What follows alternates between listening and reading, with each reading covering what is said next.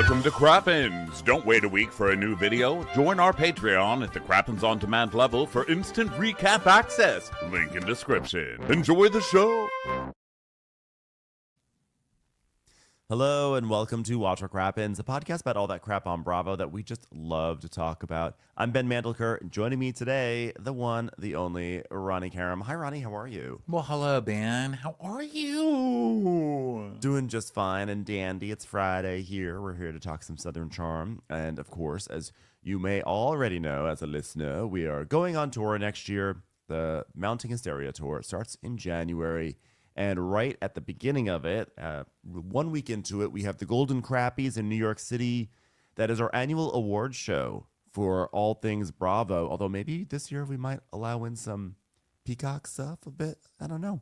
But either way, it's our award show where we give out the best and the worst on Bravo, on TV, in our lives, in the world, in home goods, whatever it's going to be. But we will have voting open in the new year. And most importantly, it's a live show. It's going to be in New York City at Town Hall on February 1st. So please join us. It's going to be great. We're all already working on some really exciting things for it. Going to try to get some very cool guests for it. It's going to be a night of music and fun and joy. So come join us. WatchOurCrappens.com. Get your tickets and get your tickets just for the other shows as well, because they'll all be wonderful and so fun. Be with your peeps. Be with us. Be with yourself. We're also on video today on Crappens On Demand on Patreon, and it's also where we are recapping Sold on SLC, the new show on Bravo. So go check us out over there, and let's get into it. Today we are doing Southern Charm, Season 10, Episode 2, Off the Peep End.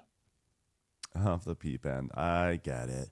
So we're at Craig's house. He's straightening furniture, and he knocks over something onto his flowers, and he's like, oh my God, those are brand new flowers. Sorry, babies. They're like, fuck you, Craig. The flowers are mad. Then the show gives us a gift, and it's what I've kind of loved watching. It's one of the things I've loved watching on this show since it started, which is Austin slowly losing his pride and joy, his hair. So let's go to Austin staring at himself in a mirror. And you remember that, how he used to like confidently stare in the mirror and be like, yeah, and like kind of shape his stupid congressman hair. And now he looks with such worry in the mirror, and I love it. It just makes me feel so good. I think part of it is that it's not misery, but follically challenged loves company maybe is part of it. But it's also just that he's such a douchebag, and I know it's crushing him. You know? Yeah. It's crushing him inside. Yeah. I want to see him crushed. Just kidding. Maybe that's a little too mean for the start of a recap. But Austin sucks. No, it's not. Okay? And never forget Austin sucks when he's charming at the beginning of a season, as he is currently. Yeah, that's correct. And then we go over to Vanita's house, and Vanita is feeding Charles. It's our first Vanita feeding Charles scene of the season. They always shove these at the beginning of the episode because they don't really know what to do with Vanita after all these years still. So she is feeding Charles, and Charles is just as uncharismatic as ever. So there we go. How dare you? Come for Charles. Come for Austin. He deserves it. What does Charles do to anybody, you know? All I'm saying is I go after all the dogs on this show, and there are many. Then we got a Patricia Austin's home. Honey, tell me what's going on there, Whitney. And he's like, I don't know, not much, mother. And he's just like standing there with some brown liquor and a swirly glass. I'm too poor to know what kind of these glasses these are, really, but he's swirling it around like he's on Masterpiece Theater. And she's like, well, I guess I'm going to organize this Easter dinner, Whitney. Yeah, and he's like, mother, son's fun, mother. What kind of bourbon is that, Whitney? It's 15-year Pappy Van Winkle's. Oh, yeah, I used to be married to Pappy Van Winkle's. He sure had it together a lot more than you did, Whitney. You could learn a thing from Pappy. Funny you're drinking a 15-year-old Pappy Van Winkle's. I was 15 when I started dating Pappy Van Winkle's. My, how things change. You enjoying that $2,000 bottle, Whitney? Let me tell you something. Being married to Pappy Van Winkle's, I'll tell you, I was the one who was asleep for 100 years in that relationship. Wow, never met a more boring man in my life. So then we go over to Shep's house, and Shep, it's a Shep showing us Shep again, getting dressed scene with Shep.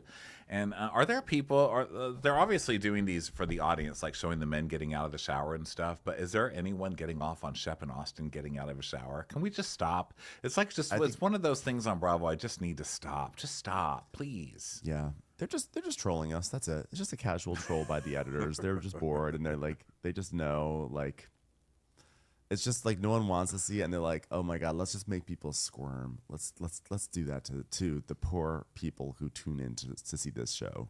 So Little Craig is there, and Little Craig, I'm going to say it again. Little Craig is tired this season. I don't know if Little Craig has had enough. I don't know if he wants to run away from Shep, but Little Craig has lost some of his spark. There, sorry, Little Craig. Little Craig is a child of divorce, so Little Craig's gone through a lot. You think that's it? Yeah, Little Craig's. We're starting to see it. We're starting to see the long-term repercussions on Little Craig. He's suffering. Relationship. Yeah, and I think also Shep ships him off to his parents most of the time when he's not filming, and then when he's filming, he gets the dog back. And so I think Craig is also missing his real parents, who are Shep's parents. So Shep FaceTimes a new face, which is Sienna, his girlfriend, who is gorgeous, and I don't know what she's doing with Shep. But he must have charmed her and mentioned that he owns like 5 billion acres. That's the only way I can imagine. She is Miss Bahamas, and she wants to get the fuck out of there. And so she is going to be on a TV show that Shep is on. That is exactly what she's doing with him. And it's so obvious, too, because the second we see her, she's like, "Hey, honey. Hi, how are you doing?" She's like, "Good. Do I look clean? I just got out of the shower. I shaved."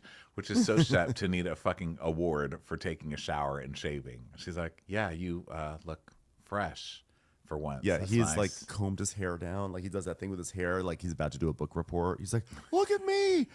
Okay, everyone, here's my book report on the Vietnam War.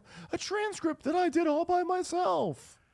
"Oh, I like your hair. I like it like that. Wow, look at your hair." She's like, "Yeah, I washed it and floofed it." "Whoa, did you cut it too? Oh, I'm just the kind of guy who notices stuff like that." Yeah. 'Cause Sienna and I met on this dating site called Garsh for Garsh, and I was enthralled by her, basically. Plenty of garshes. Yeah, it just didn't work out on OK Garsh, so I moved on to Rye Bagel and a Garsh. garsh. Bagel and a Garsh. Garshinge. Garsha. Because he's talking about Raya, right? I assume. Anyone who's like a celebrity or wealthy, whenever they say a dating site, it's like, first rule of Raya, don't talk about Raya. Otherwise, you'll be kicked off. You won't be able to match with people like Shep Rose. So You're going to have to get your chlamydia locally from non-celebrities. you'll have to go to Match.com. Ew. Disgusting. Gross. Who are you, Gail Simmons? So we see them all together and everything, and Shep's like, "I just think she's so sexy, and there's nobody else that looks anything like her, and the whole country of the Bahamas would agree because she's Miss Bahamas. Gosh." So we see her; she is Miss Bahamas, And of course, he has to be dating a Miss Bahamas. Fucking Shep. I swear to God. Like, Shep just never understands where he's going wrong, you know? You don't deserve a Miss Bahamas, sir. Oh, I was like, wait, I think that's a great choice. Well, it's Miss just like, Bahamas. of course, he has to date like a beauty queen. You know what I mean? Because he's Shep. He has to have like a trophy on his mantle. He can't just have a fucking normal conversation with a normal person. You know what I mean? I'm saying that he's always looking for some kind of trophy instead of something real. Because this girl is clearly not into him. Yeah. Why not give a shot to Mitzi Goldberg? How about that? Yeah, why not? Down at the Sylvian. CPA's office. When you're saying when I'm asking who's watching those shower scenes at the beginning, that's who. Mitzi fucking Goldberg is there. Mitzi Goldberg, Rachel Goldfarb, anyone whose last name starts with Gold. Judy Gold, the comedian. You never know. I think she might be a lesbian, but she might turn for you, Shep. Oh God, is she so sexy? And then we see her in her gown and sash, and he's like, "I wish you were here." She's like, "Yeah, I do want to spend some more time with you there when there's cameras there. Just don't try and have me come there again when there's not cameras there." That was really annoying. He's like, "Oh, she's so beautiful here right now. It's 70 degrees. There's just a little Oh, sorry, it's 110 now. Oh, gosh. Gosh. Am I hyperventilating? But that's part of the fun. Come on. My armpit hairs are sticking to my chest. Come on. So then we go to Taylor with Gaston. And she's like, are you ready to pickle? And unfortunately, they're not actually pickling vegetables or anything, which would have been semi-interesting. Instead, they were playing pickleball. So Gaston's like, yeah, let's do it, baby. She goes, wow, look both ways and hold my hand when you cross the street. And he's like, get out of here. And she's like, oh, man. I'm glad Taylor got over her infantilizing relationships kink. Yeah. Look both ways before we cross the street. Hold my hand. Say a prayer. For fuck's sake, just cross the street, Taylor. Okay. So we finally see Gaston. Gaston, listen, we've taken some shit for making fun of the name Gaston last week because we're Americans. And so to us, it's a Beauty and the Beast name. And that's the douchiest name from Beauty and the Beast. But people are like, hello, that's an extremely popular name outside of America. So sorry, outside of America, we're not making fun of you. We're making fun of inside of America. Okay, currently. Okay, we're going to hold space for the name Gaston right now. Okay, so we're just going to for all the Gastons out there, we officially apologize. We know this was probably a tough thing for you to listen to last week. All the actual Gastons out there, sorry guys. Mm-hmm. They went from being let Gaston me tell you to one Gaston. thing about Gaston. What? No one works like Gaston. No one twerks like Gaston. Mm-mm. No one is ever a jerk like Gaston. Okay? If I knew any of that song, I would yes and you, but I actually don't know any of that song. I just know of the song. I don't know what song you're talking about, but no one is big like Gaston, and no one is a kingpin like Gaston. Okay.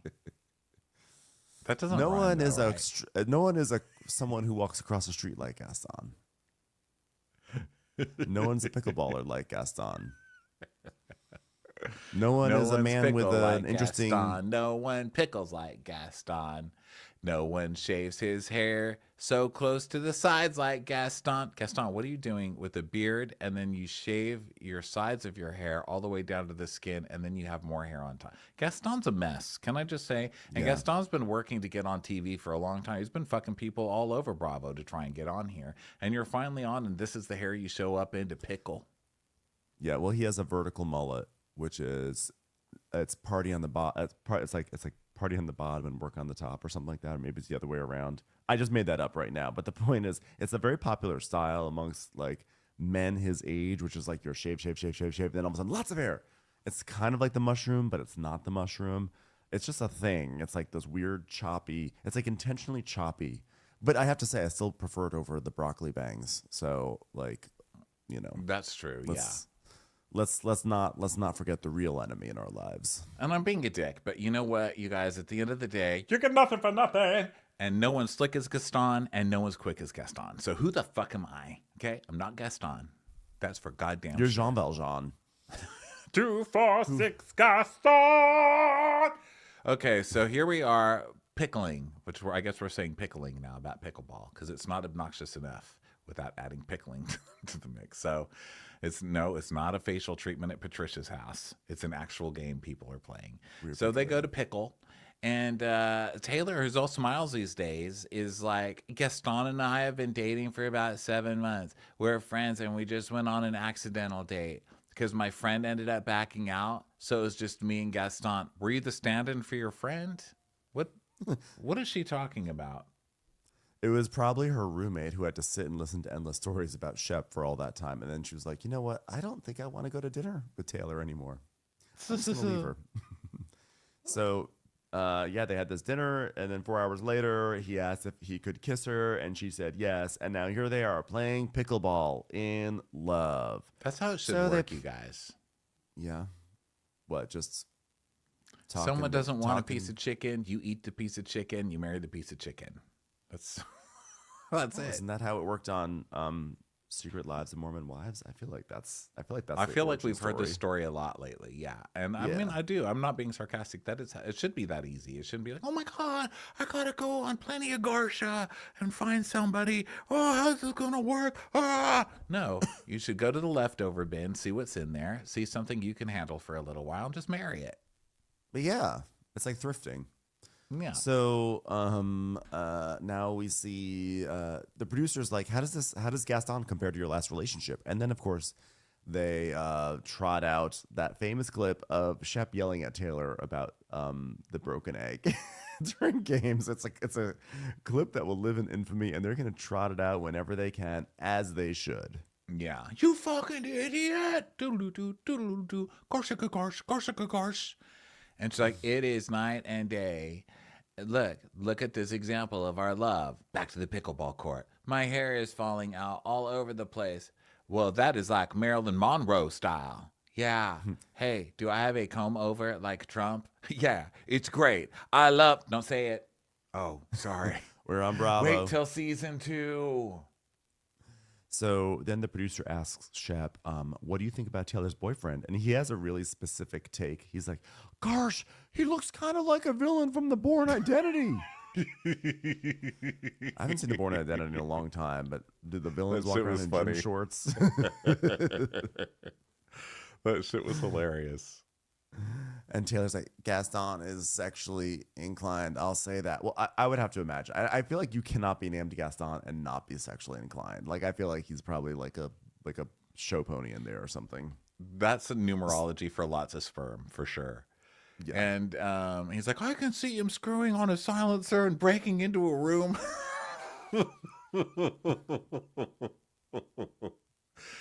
But I'll tell you this, I know that her mom and dad wish she was still with me and her grandfather and grandmother and her whole family.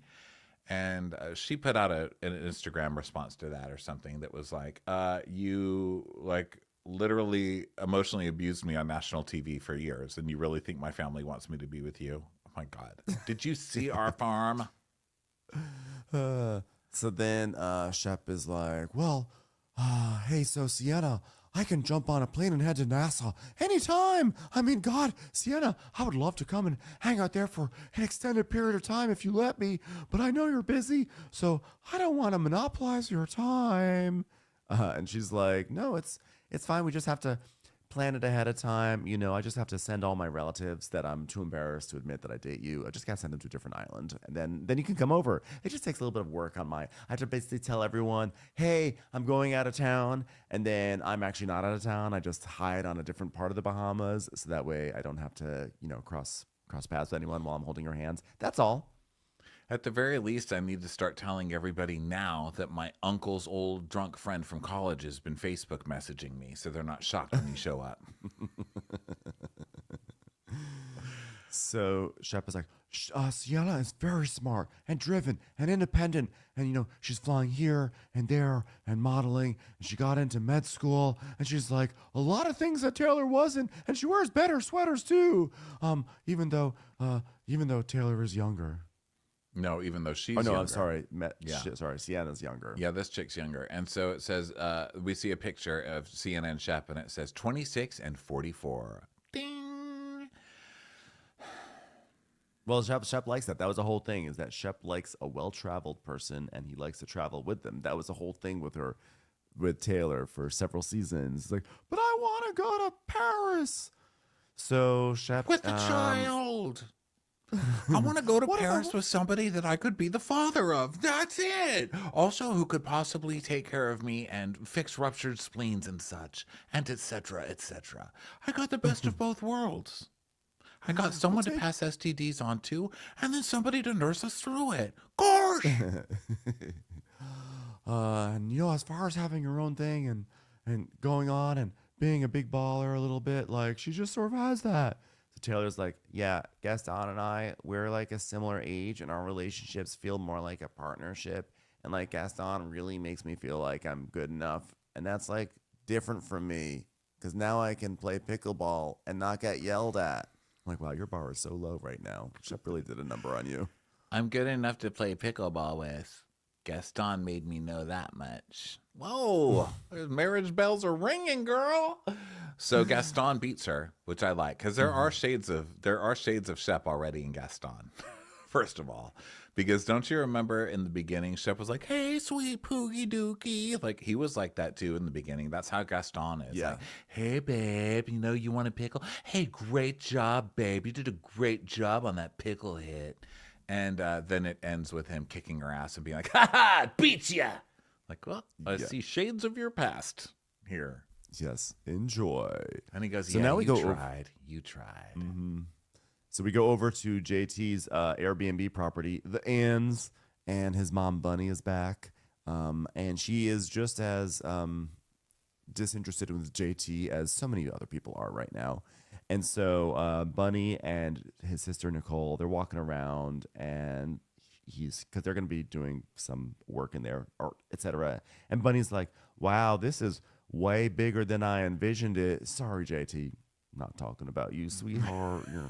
One thing no one's ever said to my son. It's way bigger, way bigger. He's like, "Oh, mom, remember this was just a bunch of dirt back here. Remember when I showed you this? You and Poppy Seed were on FaceTime and I showed you the dirt. Well, the dirt's gone, Mama. Am I the best little son in the world?" And he's like, "I need my Navy SEALs here, if you will, of design and creativity. My mama, Bunny, and my sister, what's her face." So, if you look around, you'll notice this is the biggest Airbnb in all of this part of this block of downtown Charleston. So Bunny's like, "Well, that's a feat. Congratulations. It'd be even more impressive, a Starbucks. Okay, I'm your mother, and you just greet me with empty arms, and I'm holding a canvas on my shoulder, and you can't even get me a venti anything. Thanks a lot." he's like, "I don't identify as rich, but I do feel like I'm doing well. I had like 8 other Airbnbs. They're very valuable. And this one has hotel zoning, and that makes it very popular, which is why I bought myself a cake pop with the money my mama left on my Starbucks card. Thank you, Mama." That was my cake pop.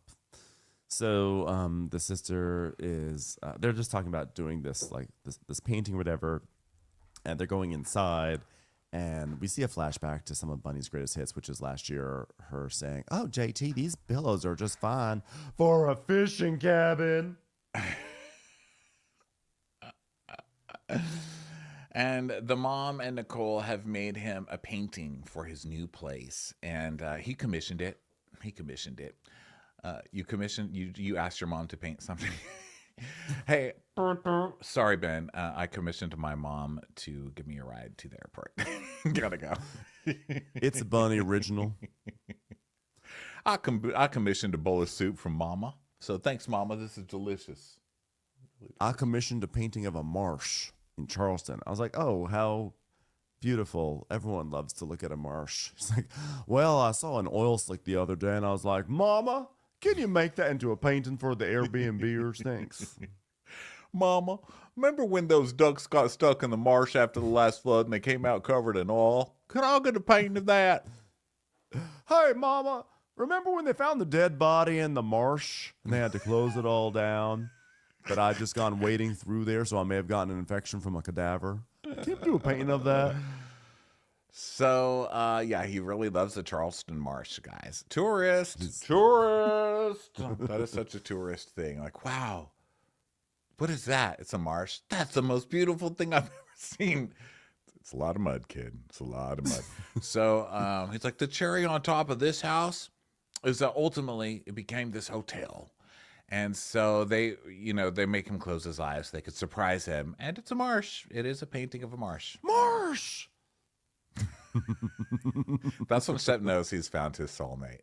When he meets somebody that's like, "Oh, Marsh. Gorsh. No, Marsh. Gorsh." So they're like, "Okay, JT, okay, close your eyes." Marshberry Close your eyes. Garsh Ross. Marshberry Garsh Ross. Sorry. JT, okay, close your eyes. Close your eyes. Okay, we're going to reveal this painting. Okay, all right. Open your eyes. Guess what? It's not a painting. It's a list of things that you owe us, starting with a Starbucks. Okay? Once we get the Starbucks, then you get the marsh. So he puts the painting on the ground. She's like, "Oh, it's killing me that that painting is laying on the floor." He's like, "Well, actually, I'll need some advice, y'all, because I've apparently disrespected Miss Patricia. What do you think of that? Because I gave her a cane." And they're like, "Oh my god, a cane? Why the fuck would you give her a cane?" He's like, "Cause everyone got a cane. You know, to be supportive of me." And they're like, "Oh, you idiot! You're not even walking with your cane right. You're walking with your cane on the healed leg. He's not even walking with his cane on the hurt leg. Has anybody else noticed that?" Bunny is like, okay, you know what, honey? You know what, honey? I would like a cane. I would like a cane. Okay, give me that cane. Give me that cane. Oh, boom. That's what you get. Why do you, Mama, you just hit me up the side of the head with the cane. That's what you get for giving an older lady a cane. Shame on you, son. I tell you what I'm about to do. Raise Cain. How dare you? How dare you speak to a woman like that? He's like, "What? I thought it was cute." She's like, "It wasn't cute. I thought it was fun. It wasn't fun." He's like, yeah, I guess it was a dumb move. So then Bunny's like, well, you could always write an apology letter, or at least have your sister do it. She's got better penmanship. All right, Jessica, or whatever your name is, just draw a picture of a marsh and send it to Patricia. Okay, everyone loves a marsh. Marshes fix everything. I think that's a well-known fact. Okay, so can I commission a small marsh picture we can put in an envelope and send to Miss Pat? Thank you so much. She actually does give the best idea. She goes, "You should never give her a cane, honey. You should only give her a martini." He's like, "Oh, good idea, Mama. That's all you need to do." That's all you needed to do. So now we go to Molly's house, and her dog is barking, her dog Zoe, and she calls her mom, and her mom just sends her to voicemail, which is hilarious. And Molly's like, God, why don't you love me? Old people. All right, okay. All right, well, I guess I'll just do my makeup. So her mom then finally calls back, and she's like, oh, sorry you couldn't catch me. I was cleaning out my closet of all the memories of you. Sorry. Did I say that part out loud? My bad. So, Molly's like, "I figured you were doing something really important if you're going to ignore me." And so they just have like a cute little mom-daughter relationship. And we find out a little bit about Molly. She was born in Barnwell, South Carolina, which is just the most southern thing I could ever hear of. I was born in a place called Barnwell. They do barns well there. And My evil brother was born in the town over, Barnsick. Everyone knew he was trouble. Everyone knew it. she was adopted by two attorneys, and so she moved there when she was 3 days old, and she loves her parents, and she feels like she hit the lottery. But the most interesting part about this, I think, is she's telling her mom about how she missed some notes. So automatically you think like, okay, she's singing. No, she plays the miniature tuba. It's called the euphonium. She's a euphonium stan. And when she was 10, I guess it was time to pick out an instrument in school. And she said she couldn't make a noise until she got to the trombone, but the trombone was too short.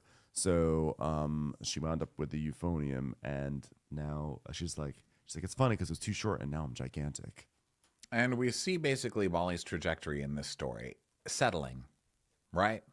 She tries one thing, it doesn't work, so she just moves to the next thing, and the first thing that even kind of works, even though it's not necessarily her passion, she just jumps on because it's easiest.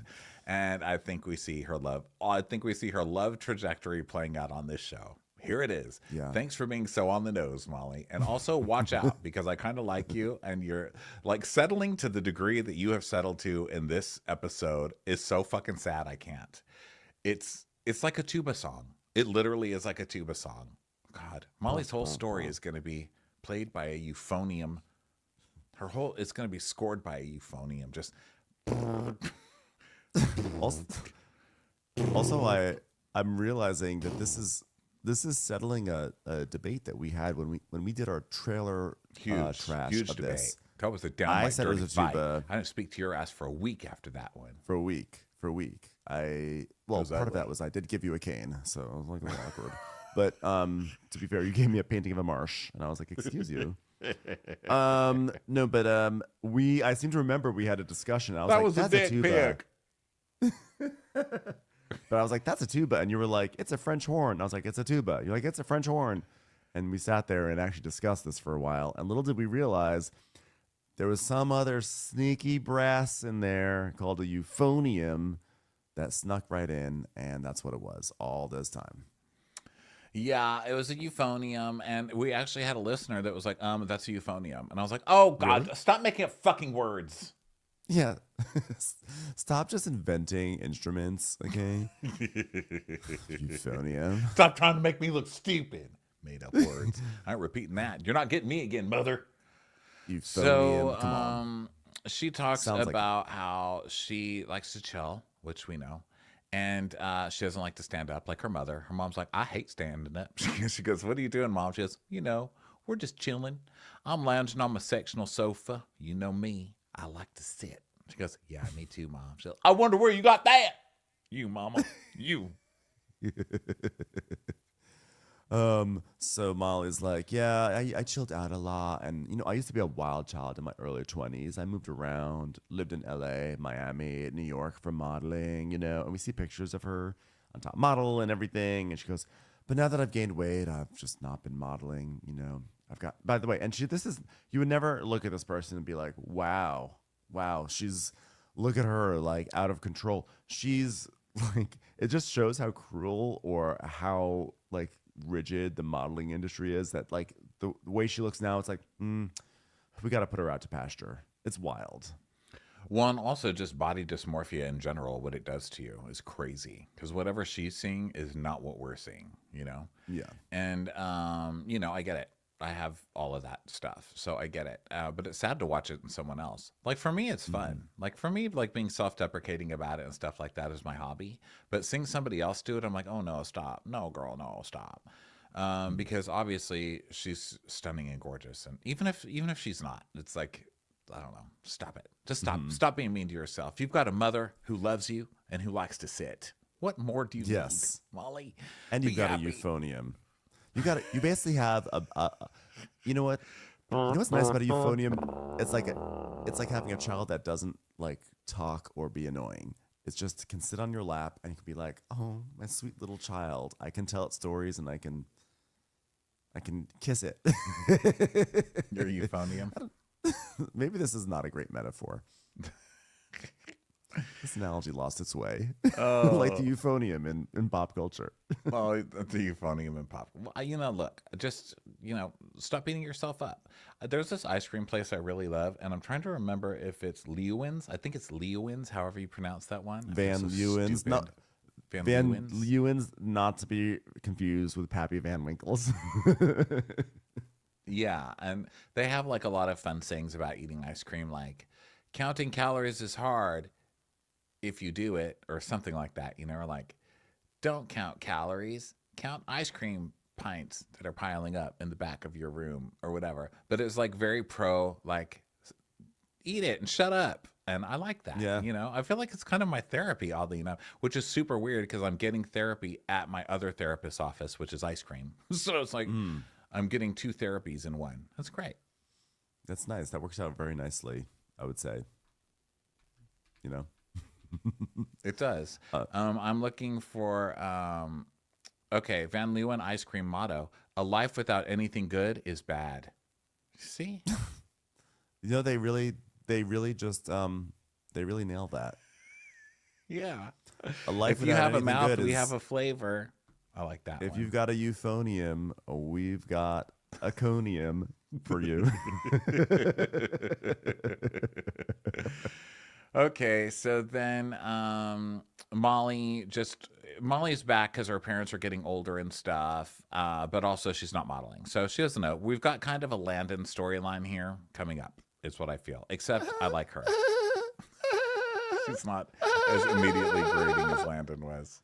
But Is Landon gonna be working in the White House? Because she was an early adopter of RFK, the RFK campaign. I'm just imagining Landon.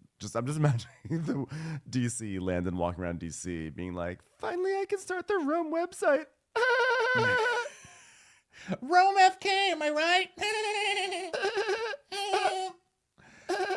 So Madison's house, family's making breakfast. I have to say, we are always giving kids shit about their hair. Hudson has the best kid hair I've seen on Bravo. Best kid hair. Love it. Very strong. It's a little like Flintstone. It's a little like Pebbles Flintstone mixed with Justin Bieber back in the day. Love it. I think it looks great on him. Well, Madison's not going to allow him to have bad hair. That is her job, and she takes pride, and she's on top of everyone in that household. She's like, now listen to me, Hudson. I know all your friends have those stupid broccoli bangs, but guess what? You're going to get handsome bangs, okay? Because you're not leaving this house without proper bangs. Do you hear me? Now put on this robe and make me some pancakes. You better get your hair cut how I want to, or the second you walk outside, that neighbor boy's gonna bully you again like he did last time you got a stupid haircut. Wait, did I say that out loud? Damn it. Dang it, Honey. beta son. So, and Hudson does have a very smart little robe on, and they're making very good looking very, very good pancakes. I was like, they know what's going on. But in the middle of this, and Brett is looking hunky and his arms are, popping. It's like the, after you see like the Austin in the morning, semi-shirtless, and Shep, by the time Brett comes along, you're just like, oh, thank God. Thank God I needed this right now. I mean, before it's we so move nice on to the see that next. there are just real good men around. Like, he's hot. He doesn't speak. He makes pancakes. He fights fires for fun. He listen, he's earned so many bonus points in my book after he tended to Hudson when he did get beat up last season.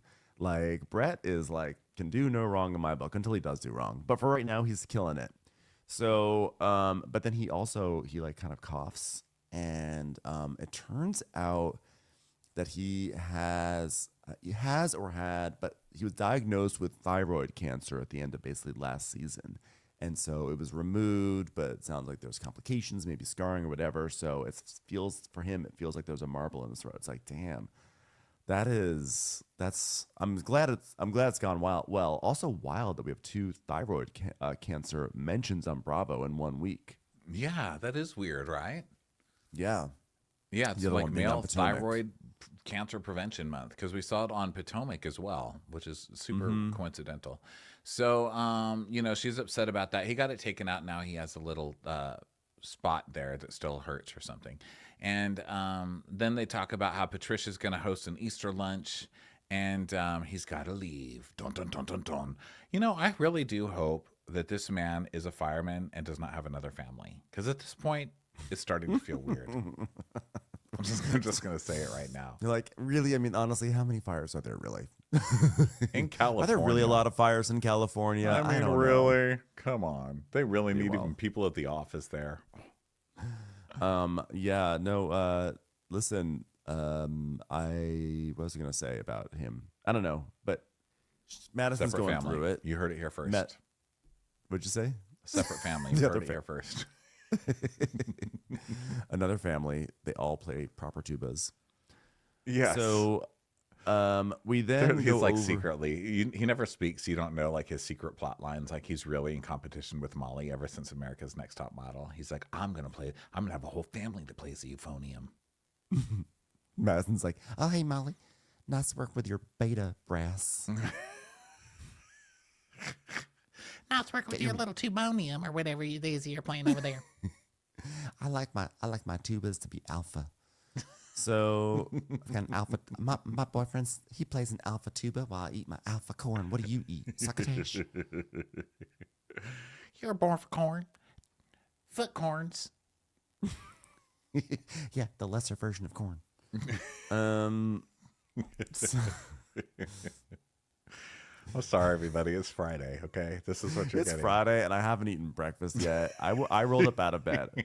I rolled up out of bed and got onto this microphone. Yeah, Ben is doing cannot this be- early today because I got to go get my testosterone pellet, okay? So this is a very As you early should. morning.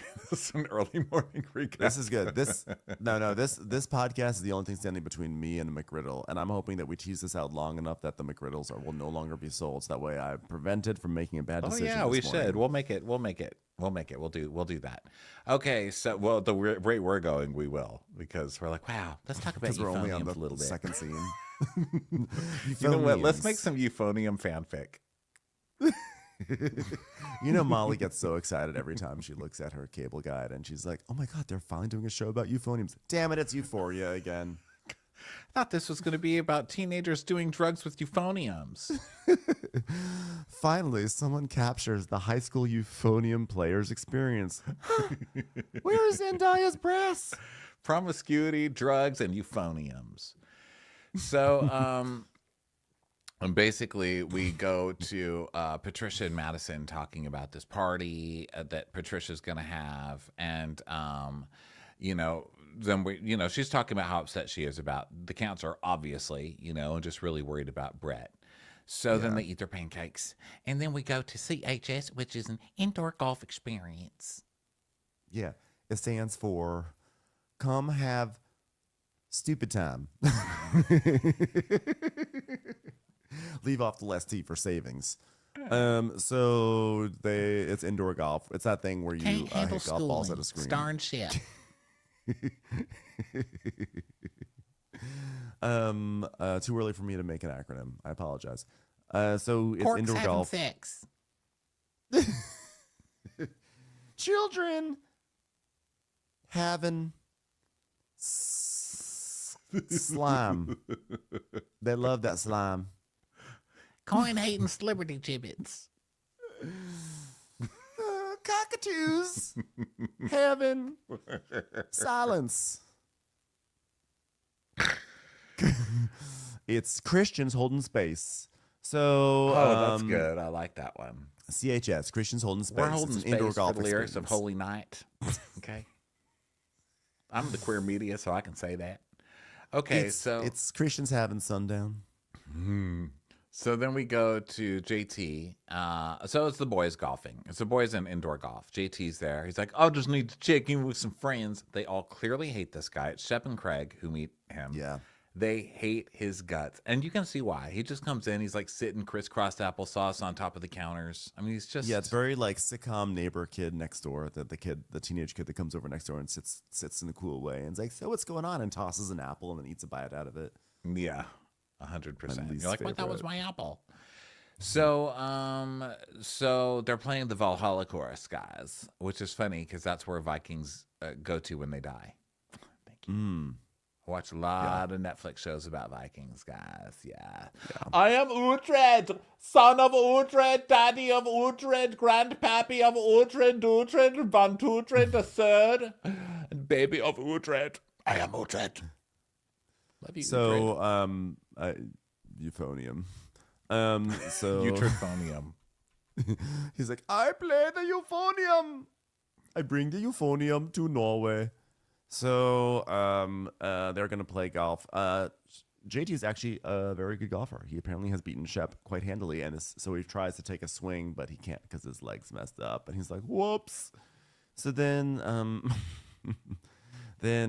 Craig is telling us, last year JT yelled at Austin all the time, but now that he has handed his olive cane branch to Austin, we can be civil and not tear each other's lives apart. I'm so sorry, but I said Uhtred, and then so I started looking up pictures of Uhtred shirtless. So if you guys don't know who Uhtred is from that show, The Last Kingdom, oh my God, I think that's what it's called. This is him. Yeah.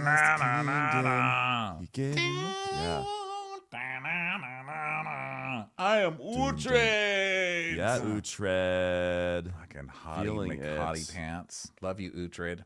Okay, so where are we golfing? Okay.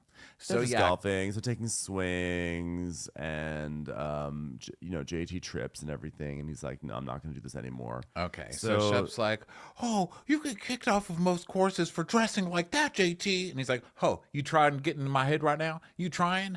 And okay, he's like, "I'm done now. You guys play. You play. I haven't missed a ball in a while." And well, tell you this much: with 2 legs, I beat him 18 straight holes. And then JT's like, "So, by the way, what's the feedback in the men's locker room? Did my olive branch at least move the needle with Austin, or is it going to require some more?" And Who Craig says is like, that? This is just, he's so cringy. Everything he says is cringy. Guys, what's the feedback in the locker room? "Yeah." Well, also just take Austin out to get some drinks and like squash it there. You made the first gesture. Say, "Hey, come on. Hey, you thought about maybe like, Mom, go down to the local watering hole, like literally the marsh. I love a marsh. My mama made a real pretty painting of it. You want to look at the painting of a marsh, Austin? He is not really trying to make up with Austin. Obviously, he's here to do what a very ham-handed housewife does when she doesn't know what to do, which is she just like, let's come in and improvise storylines. Just come in, just throw a bunch of shit at the wall, see if anybody grabs onto anything. He's just making up a bunch of shit. So that's what he starts doing. He's like, okay, well, so, I gave Miss Patricia cane. I didn't realize it at the time, but she took offense to that cane. And they're like, yeah. And he goes, but one thing I wanted to talk to you about was Madison. So she invites me to her event, and I'm thinking it's going to be a friendly event, but then she doesn't speak to me at the event she invites me to. Is that weird? Is that weird to anybody else that she's not speaking to me? No, she probably just doesn't want to talk to you. She thinks you're annoying. She had to invite you to an event because it's on television and you're both on a television show, but nobody actually likes you on this show. So you're going to be getting that a lot this season. Yeah, you're an outsider, and you tried to. They sort of gave you an opening to come into their world, but you went too hard and too hot after one of the people, which would have been fine, but like you acted like a fool at the reunion, and this world will close its doors on you, and that's what happened. So JT's like, and then I remembered something.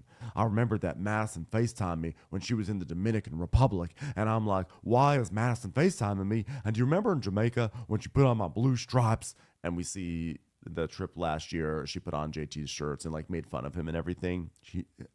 He's like, well, I think it made Brett get a little weird when that all went down. So it didn't work for him to suggest that Madison just hates him. So now he's suggesting that Madison really wants to have sex with him. Or that Brett thinks that. That Or Brett is insecure. That he is somehow is threatening secretly Brett. in love with JT. Shep is like, is this a theory that you've developed? Gosh, that's crazy. Craig's like, I don't think he's that worried about you. He But fights then why would you? fires. Sorry, what'd you say? What was the end of that, Ben? He fights fires. I don't think you're really something. Okay. Well, but then why FaceTime me with your wife to ask me if we hooked up in Jamaica? Wait, did he actually use the words, did you hook up in Jamaica? Well, he was like, you left the beach and you went where? And I'm like, this is weird. I don't think that has anything to do with hooking up. I think it's, I don't know what it is, but I don't think he has a very strong case here. So Craig's like, I'm a sucker for a good conspiracy theory, and like I don't even like to use the word conspiracy theory because I think it's derogatory to all of us who have to walk backwards because we took a vaccine. But man, JT, he really tops me. And that's hot, actually. So then JT's like, well, I think it's weird that Brett's potentially weird about me. No one's weird about you. But I received a FaceTime call. Hey, JT, I'm here with Brett. It's Madison. Hi, JT, I'm here with Brett. Well, he wants to know what happened in Jamaica. And I said, well, Taylor was upset, so we went to your hotel room, and we ordered some room service, and we all went to bed. And she said, thanks, JT. Have a good rest of the day. And then that was it. And, so that's not working for anybody? All right, let me look into my storyline bag here. Okay, got some more. The other strange thing is, why is she matching polka dots with Austin? This is even more of a stretch. And Shep is like, gosh, the way that the gears turn in JT's head, I'm not sure I want to know about how that goes on. And he's like, at the Carolina Cup, I'm looking at Austin, and I'm looking at Madison, and I'm seeing matching polka dots, and my mind is going, I don't know what's going on. I'm like, JT, just say it. You're connecting the dots. Come on, it's right there. Say it. So yeah, they both wear the same polka dots, and we see a clip of it. And JT's like, well, Madison never misses a beat. She matches her ex-boyfriend to the color of the polka dot. And he's like, oh my God, You sound absolutely nuts right now. The four-wheeler landed on your head, JT. But I get it, because I've connected the pyramids, the aliens, the panda bears, but this is way crazier than anything I ever said. Craig, you just said connected. Why can't you say connect the dots? Come on, someone make the pun. You're one person saying connecting, one person saying dots. Come on, connect your own fucking dots. on another note, let me look into my bag here. Storyline bag. Well, the Austin thing. Do you know how hard it was for me to bring an olive branch? Because he's still doing the same shit. Levis said that he had a relationship with another girl for a few months. Oh my God. None of this has to do with you. Like, literally none of this has to do with you. What is wrong with you? Yeah. And Craig's like, that's not true. Yeah, that's not true. He's like, well, I'm just saying what Leva was gossiping about. I just want to get Ronnie Karam really mad by talking about Leva in the middle of the show out of nowhere. Well, Leva's pretty good though. She's had to do 0 this season, and she's already gotten herself in 100% of the episodes. That's pretty good. So Craig's like, I don't care about Leva because Austin and Audrey are great. And JT's like, no, look, I love you guys, but you don't hold them accountable. And JT, do you want to be friends with us? Because that means you got to stop picking fights with Austin and making up lies. But I'm not. I want to be your friend. Oh, you're so pathetic. It's sad to watch. It's hard to watch it. So they're like, just listen, just calm down. And Leva's lying, okay? And he goes, then you guys need to address it with Leva and say, stop it. And he's like, no, I don't. She's like, well, she ran her mouth on the whole bus. He's like, so are you going to take my word or are you going to take Leva's word? She's like, well, I'm just saying that what Rodrigo and her talked about. Get mad at Leva. Someone got mad at someone around here. Well, this show is seeing what's happening here. And I have to hand it to production because they nipped this in the bud right away. JT comes on with a bunch of bullshit. He's spinning. Shep is sober for a day, and Craig is not playing with this bullshit. So they're screwed. They have nobody to get messy with. They know Rodrigo is not that favored right now in the audience because last year he called an audience member a C word or whatever. And he's got some issues. And then Leva never shows up to work. So what are they going to do?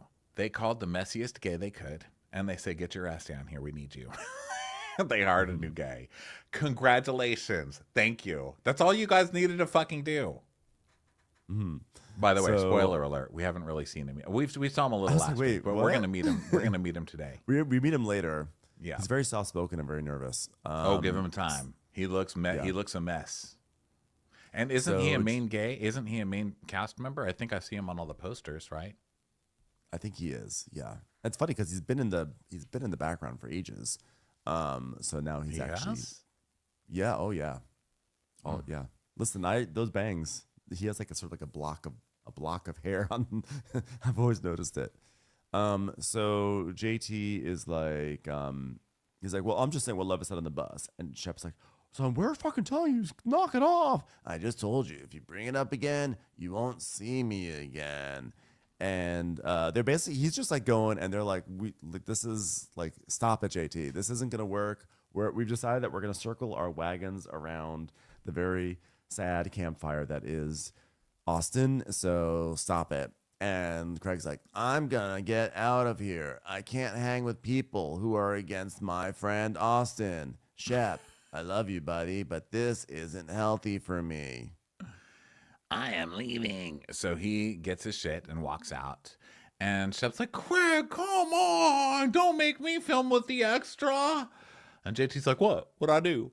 And so Shep's just like, listen, words matter. Words matter. Love your cans. So then we go out to Austin, calling his mom from the car. And she's like, hey, Austin, got a job, got a life, got a career, got anything going on yet? What do I have to pay for? Hey, Austin, I didn't know if it was you or another fraud alert, but I guess same difference. What's going on, honey? He's like, oh, well, I was just in Charlotte doing some trop hop stuff. Oh, that's fun. Still playing house with that beer that went out of business 2 years ago. Okay, what else is going on? Oh, you don't have to remind me Trop Hop's still out. I get an Amex bill every month, honey. So he's like, wow, Mom, I'm like dating this girl. We're like, it's been like 4 months. It's like amazing. It's like amazing, Mom. Wow. Amazing that another guy has found love with somebody probably 20 years his junior. Well, he's not as old as Shep. How old is this one? What, the girl? Mm-hmm. I'm gonna say between 22 and 22 and a half. I'm gonna give it a really wide range. Yeah. Between 22 and 20 and a half.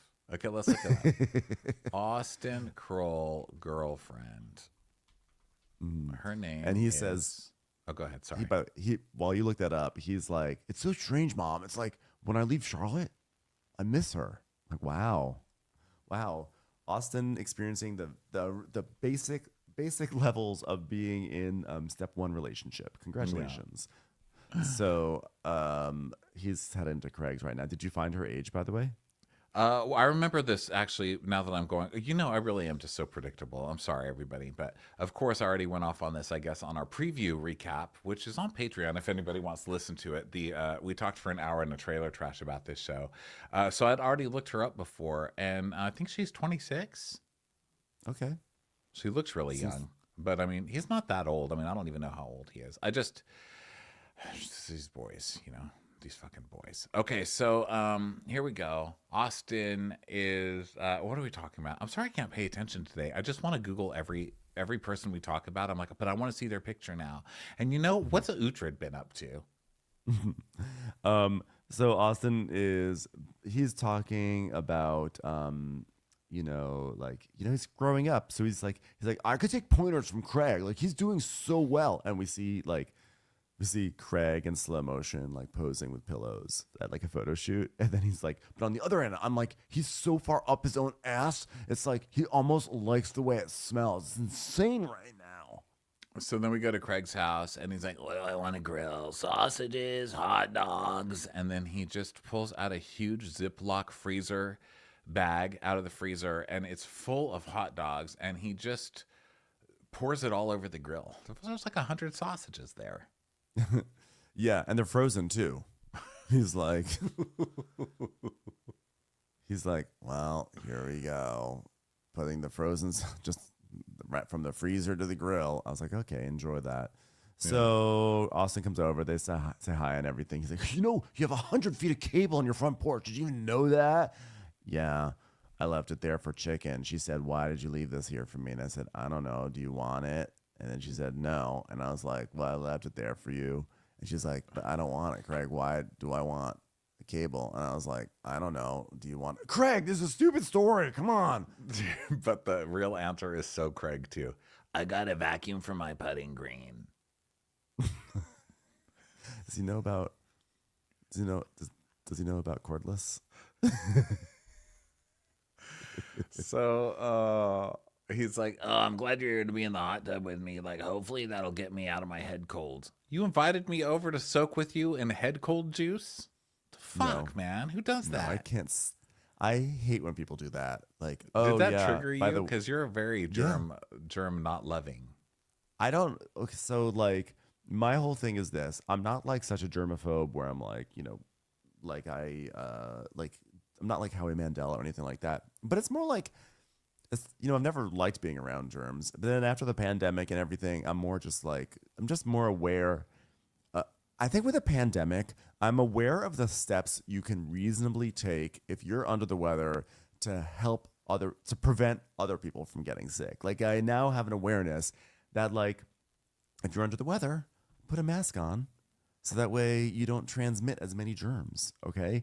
And so like when people don't do that, when people willingly put me in harm's way, that's when I get frustrated. So it's less about the germs. It's more about like the lack of consideration. So if I get invited over and then you're sitting there like coughing and you've got snot coming out of your nose and you're like, oh, by the way, I have this cold, but like no big deal. I'm like, it's like not contagious. So you know what? People always do that. They just like declare themselves not contagious. I'm kind of like, fuck you. Like you could have either told me or put a mask on. Yeah. So he's like, Come on, let's soak in my juices. Yeah, it's going to be great. so He's like, so, dude, me and Shep went to hang with JT, and he was like, do you think I apologize to Austin? And I was like, it was the right thing to do. But then he was like, I think it just reflects poorly on me. And we were like, what? which he didn't say. And here comes back Craig. Craig can improve his life and he can sober up a little bit, but we can never forget that Craig is a compulsive liar. He doesn't have to lie. He's not lying about anything important. It's just like fun for him. Or do you think he actually remembers things this differently? Because it seems like he's just lying for fun at this point, right? Yeah, like he is fully fabricating things. And now Austin's like, seriously? For him to say I treat her horribly? Like, we're so great. We're so happy. Blows my mind what a fucking asshole he is. I'm like, yeah, but you are too. So now JT is like setting up stuff in his apartment. He's moving into a new place, and Vanita comes over, and she's like, "Hi, how are you?" Because she's lost her voice. So apparently everyone's sick here. Is on it this whole at the cast? moment. Are they all making out? What is going on? It's so They're weird. Like, they're saying it's pollen or whatever. I'm like, no, you all got a cold. You all did a batch of the same. You all bad gave Coke each other or a something. cold. Yeah, Something happened. Basically they have a very, kind of boring conversation, and she's like, I don't like that you moved because now we can't go have coffee. And he's like, well, you can still have coffee, pretty lady. And then we start talking about his thing with he's Patricia looking out. or whatever. They go on, yeah, because they look at the balcony, they look at all the steeples, and there's like this moment of like it's the city of church or whatever. So Vanita's like, I have to be honest, I'm a little, oh yeah, we can't get coffee, etc. So then Vanita's saying like, it sounds like you were trying to start anew and like, let me try to be friends. This is what I would do. And people, with people I want to be friends with, you ask for help. And he's like, well, I had a conversation. It was heavy because they got in my face. They got my face, man. Which they did not get in your face. These guys, they're all just liars. When I mentioned Austin's gray area girlfriend thing that Levin mentioned on the bus, they're both coming in so hot, like I'm talking foaming at the mouth, and I was like, okay, hands up. And she's like, yeah, it sounds like you were doing the right thing to me, which obviously it wasn't. And then back to Craig. Craig's like, Hey, dude, I'm not doing this shit with you. And I was like, Austin's one of my best friends. We've never hurt Austin. I will die for Austin. I laid down on the road and I was like, here, hit me, run over. Truck, someone run me over. I will do this for Austin Kroll. It's just funny. That's the other thing with these guys. You can't like get in the middle of their mess because like one season Craig will be saying like Austin's like a piece of shit. Like I don't want to like hang out with Austin anymore. He always treats everyone like shit and he needs to be accountable. So then someone comes in and is like, yeah, he does need to be accountable. Let's go after him. And then all of a sudden Austin's like the best. Like don't make fun of Austin. He's like my best friend. You can't come between us. and It's also like, what? ultimately they're bros, right? So bros before, I don't want to say hoes because JT's not a hoe, but Marshes. whatever he would be. What is it? Bros before marshes. Actually, I'm not sure about that. I'm going to do marshes, then bros. They're ultimately bros, and they're the leads of the show. So they're like, listen, we're the lead. Like when Austin came on the show, look how resistant Shep was to Austin. He was so mad about Austin being on the show, literally probably still is. It was so hard for him to finally accept Austin, and now they did, and now it's just the three of them. They're not going to just let anybody in here, especially someone like that. So I think ultimately, even if they hate each other, they're going to stand up for each other in front of him, It's kind of like the ladies on Salt Lake City. They're kind of doing that right now. They're like, I hate you, but I'll band together with you against Bronwyn right now because she's coming for one of us, So it's birds of a feather. You don't have the right feather. It's get out of here, bird. Difference is that Bronwyn can hold her own much better than JT can. Much better, So yes. although he thinks he can, but he can't.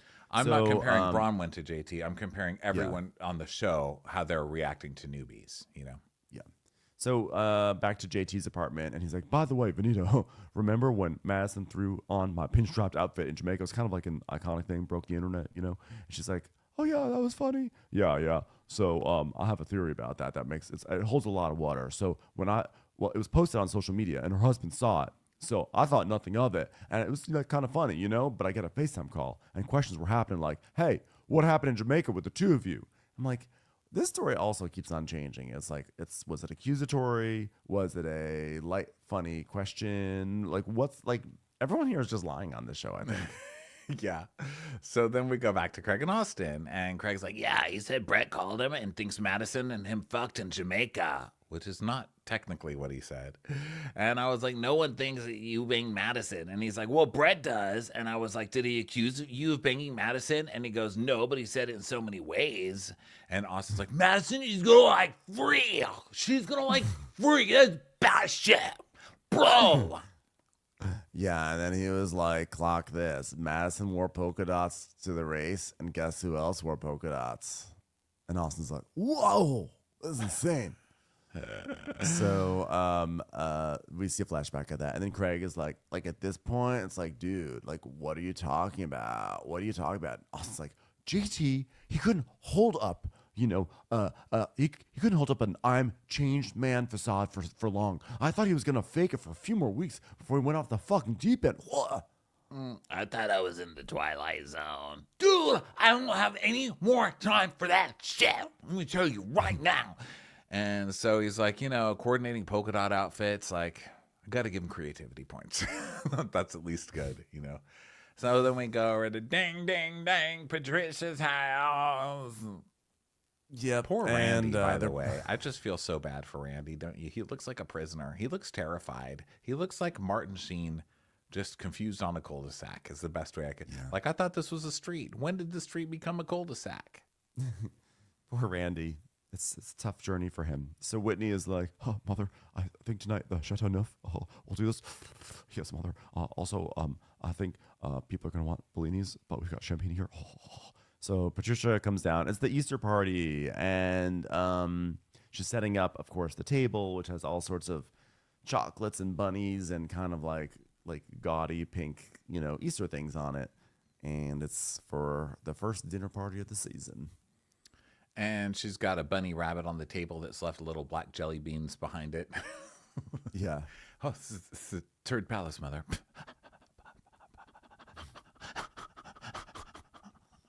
It's been a tradition since we started, Whitney. I do like a big extravaganza for Easter. I order candy from 10 different places. See's Candy, Maison du Chocolat, and all over the place. And jelly beans from the Teeter, our grocery store. I wonder how long this segment was of Patricia just naming off candy stores.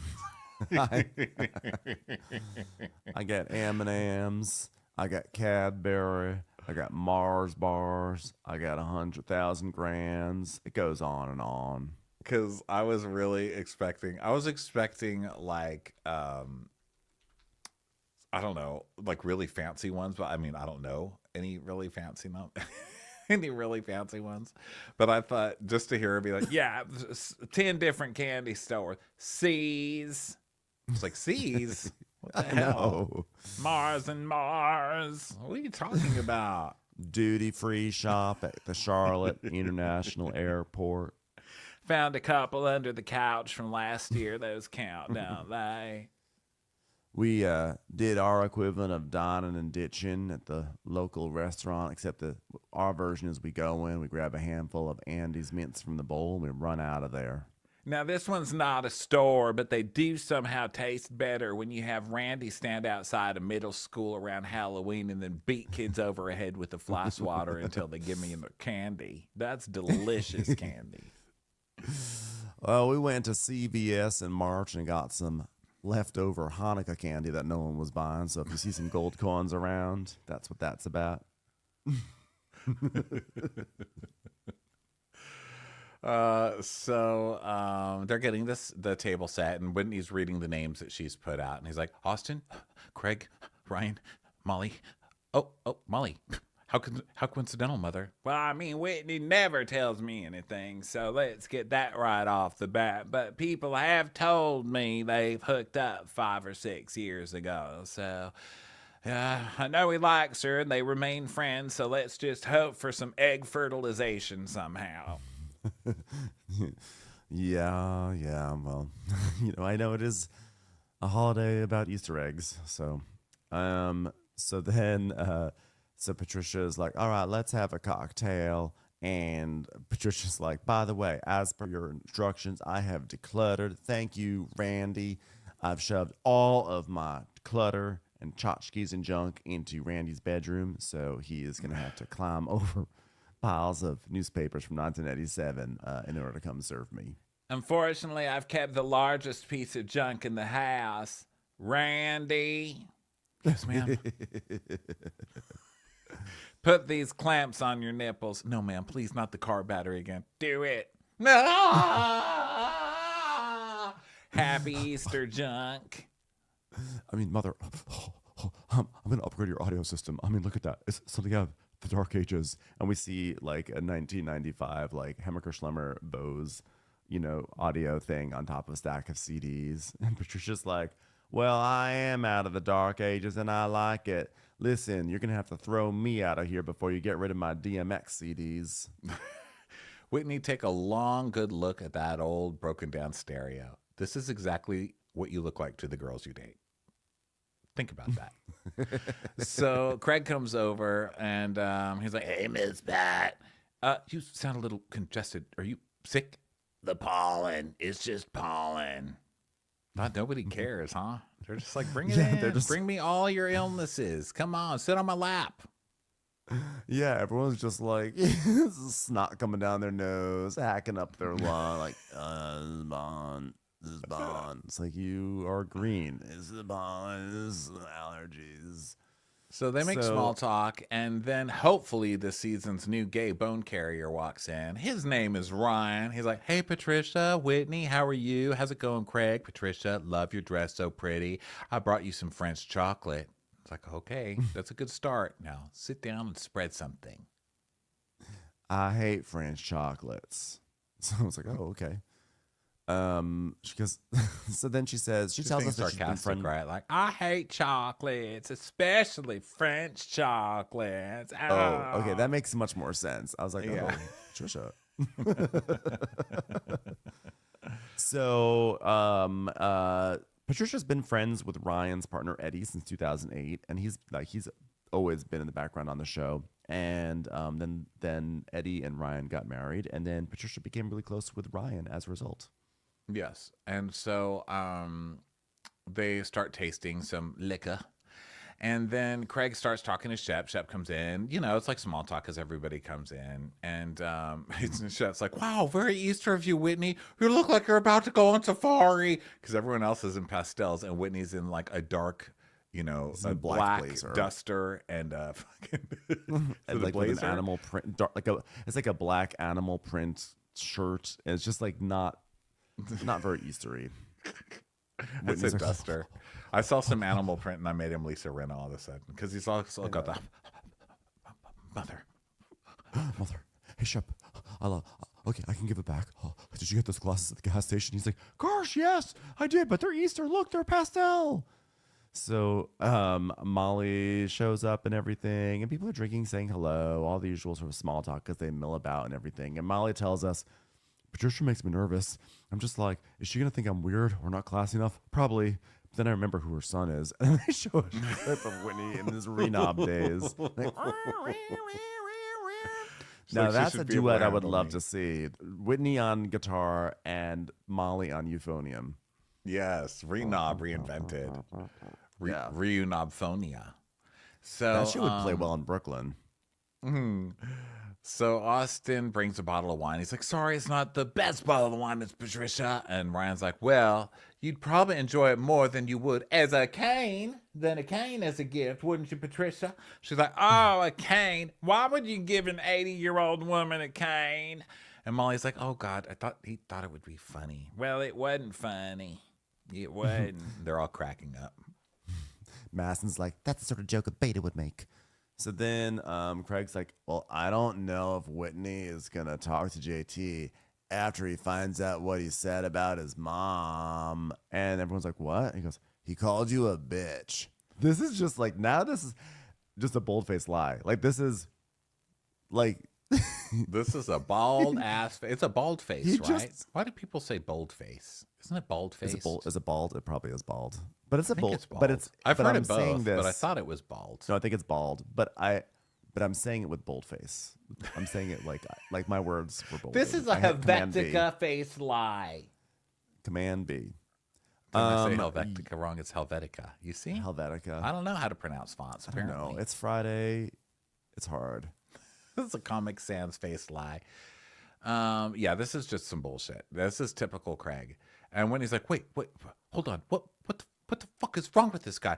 And I was like, oh my God, Whitney's going to kill him. So the fact that he can impugn Mother.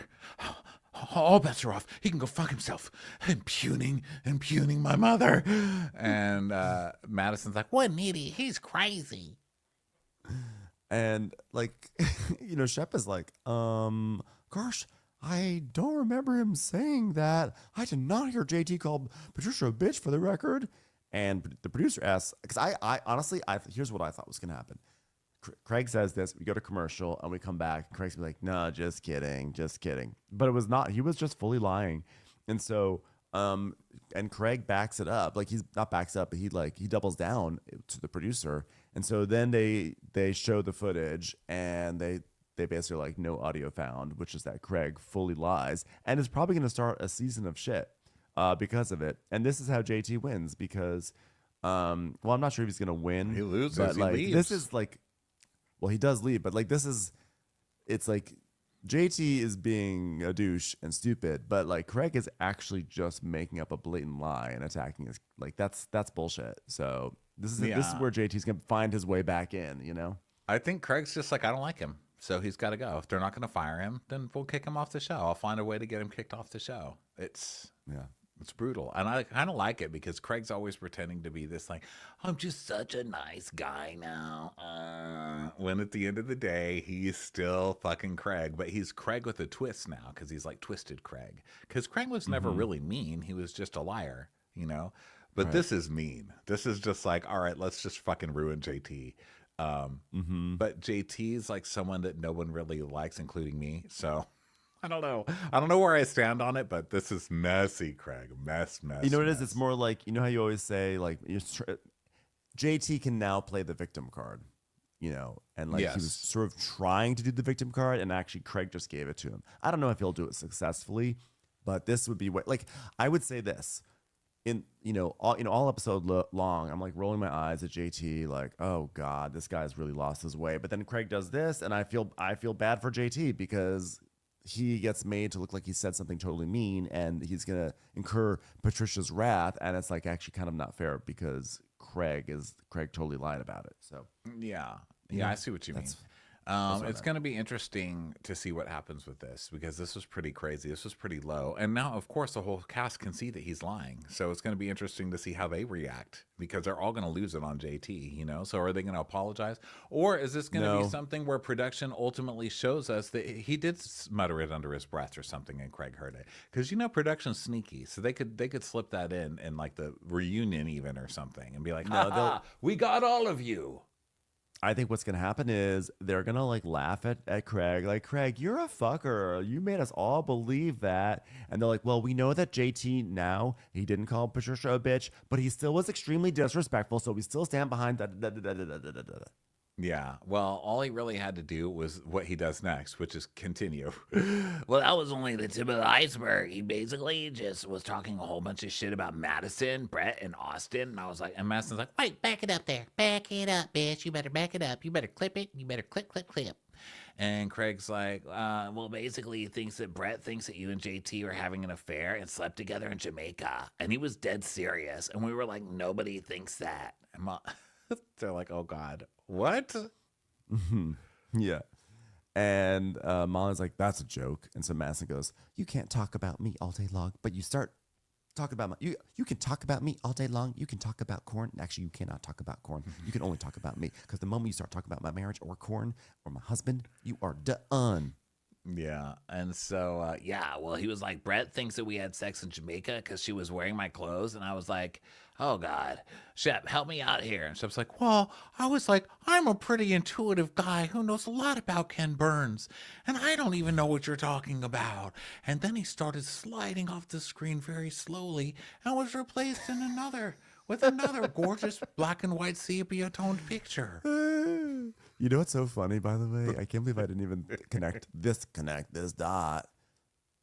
Was that this morning that I was reading, the New York Times was like, things that stuck with our pop culture reporters. And by the way, no mention of Bravo. Once again, I'm back and I'm angry again. But one thing was, there's a new Ken Burns documentary out called Leonardo da Vinci. Gosh! So maybe, oh God, I've been in this Vietnam War rut for so long. Finally, I can move on to Da Vinci.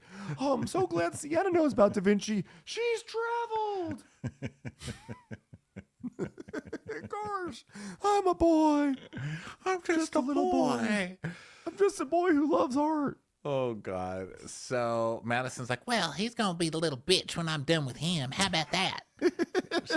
Which, by the way, is just what she says at any given moment. I just want everyone to know. Like, if you thought that she was just coming on hot for JT, she says that at Starbucks, too. Like, ma'am, would you like any sweetener with that? I'll tell you what I would like with that.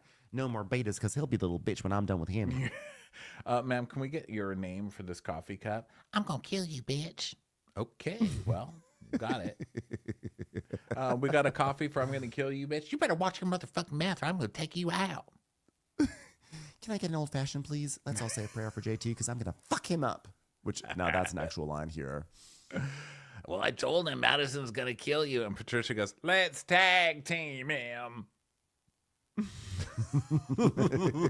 Which is also another thing that no one has ever said about JT. I was about to say, Mother, I don't think that means what you think it means.